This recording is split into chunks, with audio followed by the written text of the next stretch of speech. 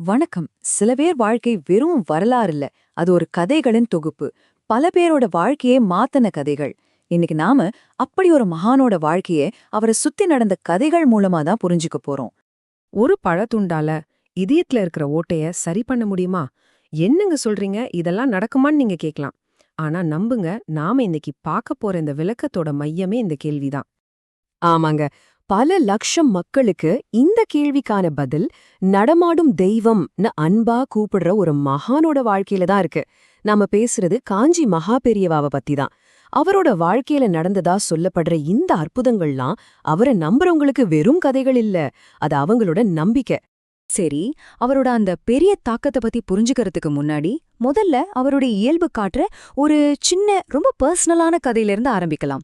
வாங்க, அவரோட மனசுக்குள்ள என்ன இருந்துச்சுன்னு கொஞ்சம் எட்டி பார்ப்போம். அப்போ பெரியவா புதுக்கோட்டையில தங்கியிருந்த சமயம் அவரோட உதவியாளர் நாகு கிட்ட ஒரு வேலை சொல்றாரு. தினமும் காலையில சரியா 3:30 மணிக்கு தன்னை எழுப்பணும்னு. யோசிச்சு பாருங்க, அலாரம்லாம் இல்லாத அந்த காலத்துல இது எவ்ளோ பெரிய பொறுப்பு இல்லையா? நாகுவுக்கு ஒரே கவலை. ஐயோ, பெரியவாவை எழுப்ப மறந்துட்டா என்ன பண்றதுன்னு ஒரு பயம். இதனாலேயே பல ராத்திரி தூங்காம முழிச்சிருந்திருக்காரு. அப்படி ஒரு நாள் ரொம்ப சோர்வா இருந்ததால அவரையும் அறியாம அப்படியே கண்ணை இருந்துட்டாரு. அப்ப ஒரு தெய்வீகமான குரல் அவரை எழுப்புது. கண்ணை முழிச்சு பார்த்தா கருணை வழியிற புன்னகையோட பெரியவாவே அவர் முன்னாடி நிக்கிறாரு. குழந்தே, மணி சரியா 3 ஆறுதுன்னு சொல்றாரு. நாகுவுக்கு ஒரே ஆச்சரியம். கடிகாரமே இல்லாம ஒருத்தரால எப்படி இவ்ளோ கரெக்டா நேரத்தை சொல்ல முடியும்? இந்த சின்ன சம்பவம் அவரோட அந்த அபாரமான உள்ளுணர்வுக்கு ஒரு பெரிய சாட்சி. சரி, இப்போ பெரியவாவோட அந்த அக உலகத்துல இருந்து வெளியே வருவோம். அவரோட கருணை எப்படி வெளி உலகத்துல, குறிப்பா மனுஷங்களோட நோய்களை குணப்படுத்துறதுல ஒரு பெரிய தாக்கத்தை ஏற்படுத்துச்சுன்னு பார்க்கலாம் வாங்க. இது ஒரு அப்பாவோட நம்பிக்கைய பத்தின கதை. அவரோட 5 வயசு பொண்ணுக்கு இதயத்துல ஓட்டை. ஆபரேஷன் பண்றது ரொம்ப ரிஸ்க்னு டாக்டர்ஸ் கைவிரிச்சிட்டாங்க. என்ன பண்றதுனே தெரியாம தவிச்ச அந்த அப்பா கடைசி நம்பிக்கையா பெரியவா கிட்ட வராரு. பெரியவா ரொம்ப சிம்பிளா அவர்கிட்ட ஒரு மாம்பழத்தை கொடுத்து, இதுல ஒரு துண்டு எடுத்து குழந்தைக்கு குடு, எல்லாம் சரியாயிடும்னு சொல்றாரு. அந்த அப்பாவும் முழு நம்பிக்கையோட அதை செய்யறாரு. அடுத்து என்னாச்சு தெரியுமா? டாக்டர்ஸ் அந்த குழந்தைய மறுபடியும் செக் பண்ணி பார்த்துட்டு மிரண்டு போயிட்டாங்க. இதயத்துல ஓட்டை இருந்ததுக்கான அடையாளமே இல்ல. ஆனா இந்த கதையோட கிளைமேக்ஸ் இது இல்ல. 20 வருஷம் கழிச்சு அதே அப்பா தன்னோட மகளோட கல்யாண பத்திரிக்கையோட பெரியவாவோட நினைவிடத்துக்கு வராரு. அப்போ பெரியவா கொடுத்த அந்த மாம்பழம் அது வெறும் உயிரை மட்டும் காப்பாத்தல, ஒரு முழு வாழ்க்கையே உருவாக்கி கொடுத்திருக்கு. இந்த மாதிரி குணப்படுத்துற கதைகள் 1-2 இல்லங்க.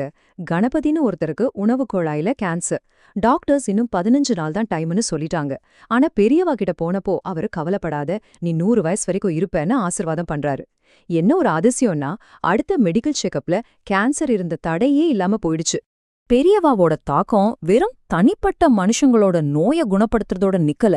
அவரோட கருணை அது மனுஷங்க, மிருகங்க, வேற வேற சமூகங்கள்னு எல்லா தடைகளையும் தாண்டி போச்சு. உண்மையை சொல்லணும்னா அவரோட அன்பு எல்லா ஜீவராசிகள் மேலயும் இருந்துச்சு. இது சொல்றதுக்கு ஒரு ரொம்ப அழகான கதை இருக்கு. ஒரு தடவை ஒரு நாய் வந்து அவரோட கமண்டலத்துல இருந்த தண்ணிய குடிச்சிருச்சு.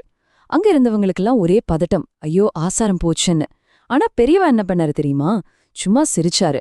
அது மட்டும் இல்ல, அந்த ஏரியாவில இருந்த எல்லா நாய்களையும் கூட்டிட்டு வர சொல்லி அதுகளுக்கு பெரிய விருந்தே வச்சாரு. ஏன்னா அவரோட பார்வையில எல்லா உயிருமே ஒண்ணுதான், எல்லா உயிர்லயும் கடவுள் இருக்காரு. மிருகங்க மேல அவர் காட்டின இதே அன்புதான் மனுஷங்களுக்கு நடுவுல இருந்த பெரிய பெரிய பிரிவினைகளையும் உடைச்சது. ஒரு சமயம் பெரியவா தன் சீடர்களோட ஒரு கிராமம் வழியா நடந்து போயிட்டு இருக்காரு. அப்போ கையில ஆயுதத்தோட ஒரு பெரிய வன்முறை கும்பல் அவங்கள நோக்கி வருது. சுத்தி இருந்த எல்லாரும் பயத்துல நடுங்க. பெரியவா மட்டும் கொஞ்சம் கூட அசராம முகத்துல புன்னகையோட அந்த கூட்டத்தை நோக்கி நடக்க ஆரம்பிச்சாரு. அவர் அந்த கூட்டத்துக்கிட்ட போனதும் அந்த கூட்டத்தோட தலைவன் கையில இருந்த லேந்தர் விளக்க தூக்கி பெரியவாவோட முகத்துக்கிட்ட காட்டுறான். அந்த வெளிச்சத்துல முகத்தை பார்த்த அடுத்த செகண்ட் அவனுக்கு கையெல்லாம் நடுங்க ஆரம்பிச்சிருச்சு. அதிர்ச்சியும் ஆச்சரியமும் கலந்த ஒரு குரல்ல அவன் கேட்டான், சுவாமிநாதா, நீயா? ஆமாங்க. அந்த கூட்டத்தோட தலைவன் ஒரு முஸ்லிம், பெரியவாவோட சின்ன வயசு ஸ்கூல் ஃப்ரெண்ட். தன்னோட பாலிய நண்பனான சுவாமிநாதனை பார்த்ததும் அவன் கையில இருந்த ஆயுதமெல்லாம் தானா கீழே விழுது. மதத்தையும் வன்முறையையும் தாண்டி 2 நண்பர்கள் அங்க கட்டிப்பிடிச்சுக்கிட்டாங்க. பாத்தீங்களா, ஒரு தனிப்பட்ட நட்பு எவ்ளோ பெரிய கலவரத்தை தடுத்து நிறுத்தியிருக்குன்னு. மதம் வேறையா இருக்கலாம், ஆனா மனிதாபிமானம் ஒண்ணுதான்னு இந்த சம்பவம் எவ்ளோ அழகா சொல்லுது. இந்த மாதிரி சம்பவங்கள்லாம் வெறும் கதைகளா மட்டும் நின்னுடுறதில்ல, இதெல்லாம் ஒரு பாரம்பரியத்தையே உருவாக்குது. அந்த மகானோட போதனைகள் இன்னைக்கும் சேவைங்கிற பேர்ல பரவிக்கிட்டே தான் இருக்கு. அவரோட முக்கியமான போதனைகள்ல ஒண்ணுதான் இந்த ஜீவாத்மா கைங்கரியம். அப்படின்னா என்னன்னு கேட்டீங்கன்னா, எந்த ஒரு வித்தியாசமும் பார்க்காம எல்லா ஜீவராசிகளுக்கும் தன்னலம் இல்லாம சேவை செய்யறது. இது வெறும் வார்த்தை இல்ல, இது ஒரு வாழ்க்கை முறை. இந்த போதனை எப்படி வேலை செய்யுதுன்னு பார்க்கணுமா? இதோ ஒரு நிஜ வாழ்க்கையில நடந்த சம்பவம். பொள்ளாச்சி கணேசன்னு ஒரு பக்தர் ஒரு துக்க வீட்ல இறந்தவங்க உடலை எடுத்துட்டு போக உதவி பண்ணிட்டு இருக்காரு. அப்போ ஒரு கிறிஸ்டியன் டாக்ஸி டிரைவர் தானா முன் வந்து எல்லா உதவியும் செய்றாரு. வேலை முடிஞ்சதும் கணேசன் பணம் கொடுக்க போனா அந்த டிரைவர் வாங்க மறுத்துட்டாரு. ஏன் தெரியுமா?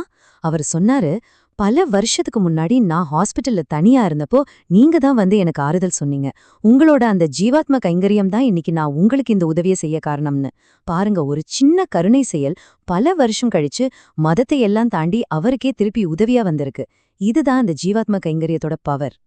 மகாபெரியவாவோட வாழ்க்கை நமக்கு என்ன சொல்லுதுன்னா, நாம செய்யற சின்ன சின்ன கருணையான செயல்கள் கூட இந்த சமூகத்துல எவ்ளோ பெரிய நல்ல அலைகளை உருவாக்கும் தான்.